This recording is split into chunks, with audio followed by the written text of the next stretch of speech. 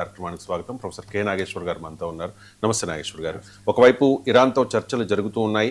Uranium అప్పగింతకు Iran అంగీకారం తెలిపింది అని చెప్పి ట్రంప్ చెబుతూ ఉన్నారు. మరోవైపు ఇరాన్ పై అమెరికా దాడులు చేస్తోంది. క్షిపణి ప్రయోగ కేంద్రాలు, మందు పాత్రలు అమర్చే పడవల్ని ధ్వంసం చేస్తోంది. కేవలం ఆత్మరక్షణ కోసమే దాడులు చేశామని అమెరికా అంటూ ఉంటే, ఈ అమెరికా దాడుల్ని తీవ్రంగా ఖండిస్తోంది ఇరాన్. ఏంటి సార్, మళ్ళీ యుద్ధం మొదలైందా? అంటే యుద్ధం ఆగింది ఎప్పుడు? మీరు నన్ను అడిగారు అంతకుముందు యుద్ధం ఆగుతుందని నేను ఏమన్నాను? అనదు. ఆగే సూచనలే తప్ప ట్రంప్ అన్ప్రిడిక్టబుల్గా ఉన్నాయి.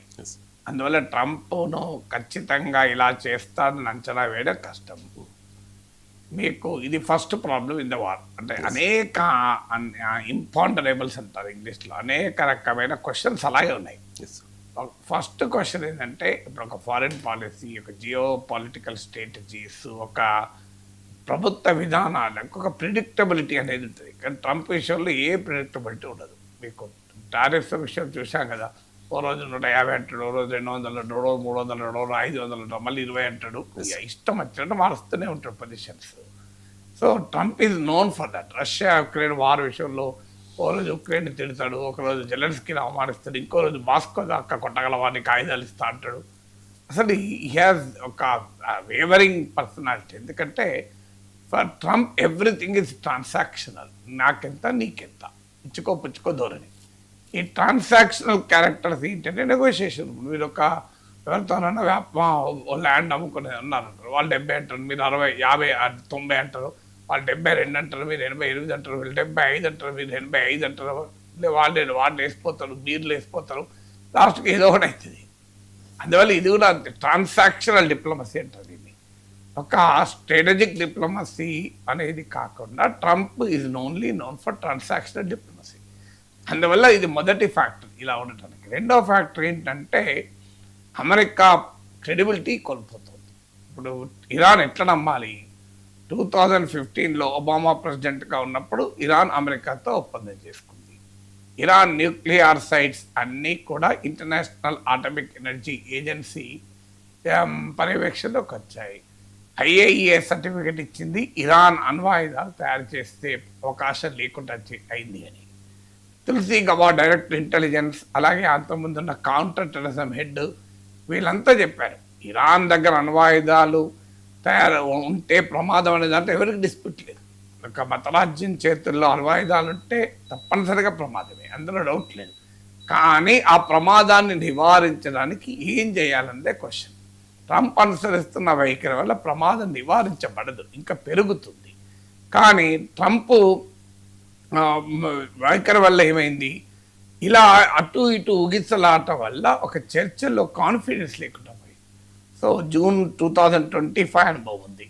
చర్చలు మొదలై చర్చలు జరుగుతున్న సమయంలోనే కొన్ని రౌండ్ల చర్చలు జరిగిన తర్వాత అటాక్ చేశారు. లేటెస్ట్గా February 28 కూడా కాదు, ఒక్కరోజు ముందు ఒమన్ ఫారెన్ మినిస్టర్ చెప్పాడు చర్చలు ఫలప్రదంగా ఉన్నాయి, దాదాపు అమెరికా డిమాండ్లన్నింటికీ ఇరాన్ ఒప్పుకుంది, ఏ క్షణమైనా డీల్ కుదురుతుంది అన్నాడు. అన్నాక మళ్ళీ దాడులు జరిగిపోయారు. ఇప్పుడు చూడండి, మొన్న మళ్ళీ ఏమన్నాడు? అయిపోయింది ఇక డీల్, ఎవ్రీథింగ్ ఇస్ ఫైనల్, అంత అయిపోయింది, నాకు వాళ్ళ న్యూక్లియర్ మెటీరియల్ చెప్తామని చెప్పేసి అన్నాడు. నేను ఆ రోజు కూడా చెప్పాను, ఇరాన్ దీన్ని ధృవీకరించలేదు, ఖండించింది అని. సో ట్రంప్ ఇలా నమ్మించి దాడులు చేయడము అమెరికాకు నైజమైనప్పుడు ఇరాన్ ఎలా నమ్ముతుంది? అది రెండవ ప్రాబ్లం. మూడో ప్రాబ్లం ఏంటంటే, ఈ వార్లో చివరికి ఇప్పటి వరకు ఎవరిది ఏం చేశారు? ట్రంప్ లక్ష్యాలు సాధించాడా అని చూస్తే, స్ట్రెయిట్ ఆఫ్ హార్మూజ్ అంతకుముందు ఓపెన్ ఉన్నదాన్ని క్లోజ్ అయింది. ఆ క్లోజ్ అయిన దాన్ని ఓపెన్ చేస్తానంటున్నాడు, ఇంతవరకు ఓపెన్ కాలేదు. Still Iran has complete control over strait of Hormuz. So మీకు ఇన్ని రోజులైనా 3 నెలలైనా ఇరాన్ ఏమీ చేయలేకపోయాడు. రెండవది, ఇరాన్లో ఉన్న ప్రభుత్వం రెజీమ్ చేంజ్, అక్కడున్న మతరాజ్యం, సో ముల్లాల పాలన పోలేదు.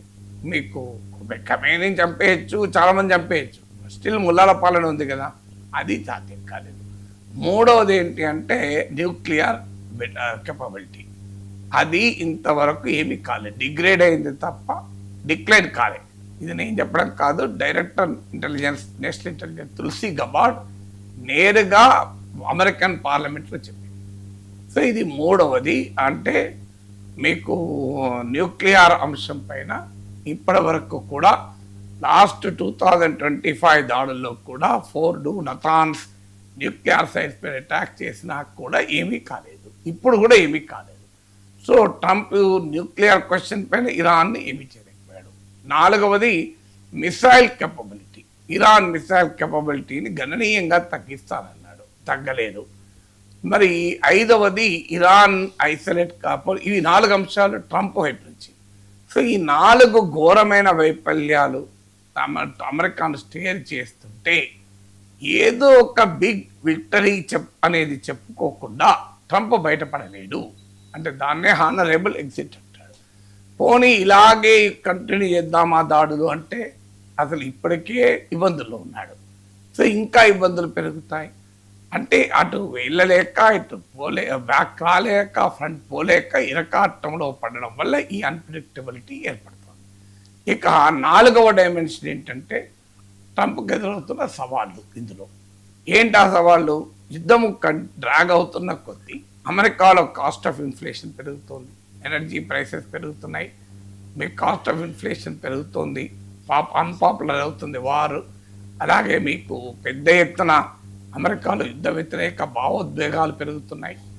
నెక్స్ట్ మిడ్ టర్మ్ ఎలక్షన్లో ట్రంప్కి ఎదురు దెబ్బ తగులుతుందన్న ఆందోళన కలుగుతుంది. పోనీ అమెరికా ప్రపంచాన్ని ఏమైనా ఒప్పించి ఇరాన్ పైన అటాక్ చేయగలిగిందంటే లేదు.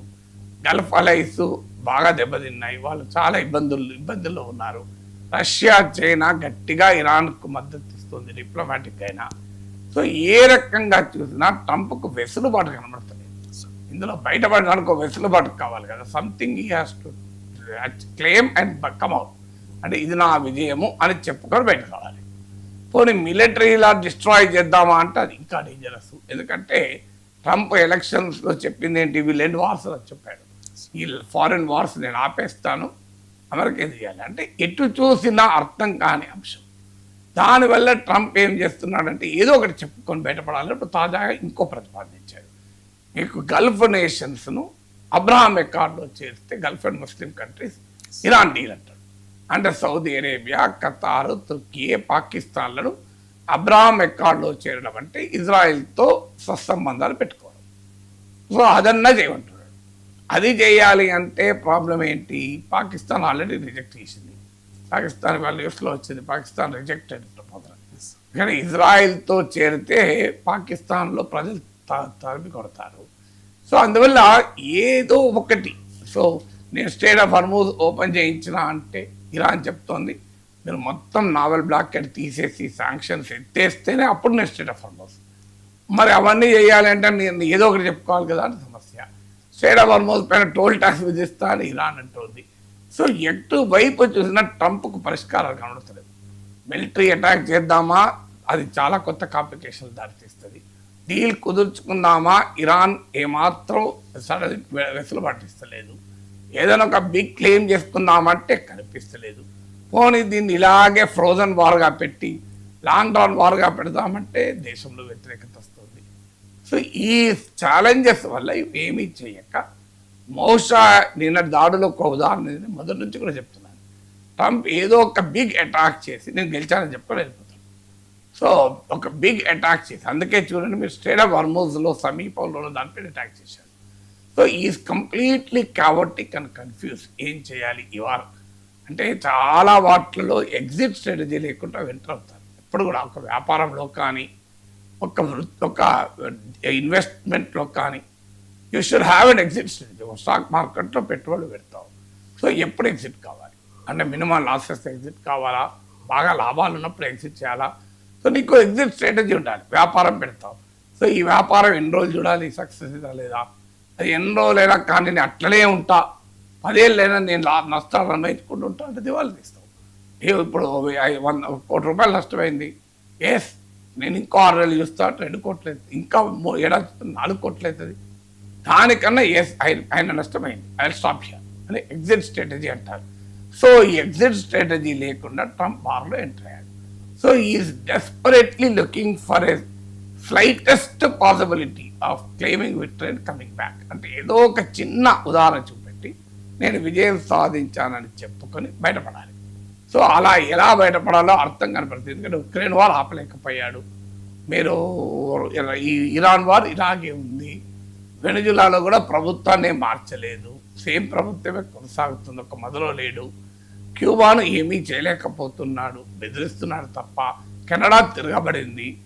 సో యూరప్ అమెరికా లేని యూరప్, అమెరికా అండలేని యూరప్ వైపుగా వెళ్తుంది. So foreign policy complete disaster. So domestic పాలిటిక్స్లో వ్యతిరేకత, స్ట్రాటజిక్ పాలసీలో గందరగోళం. ట్రంప్ వెక్కిరిస్తుంది ఇవాళ.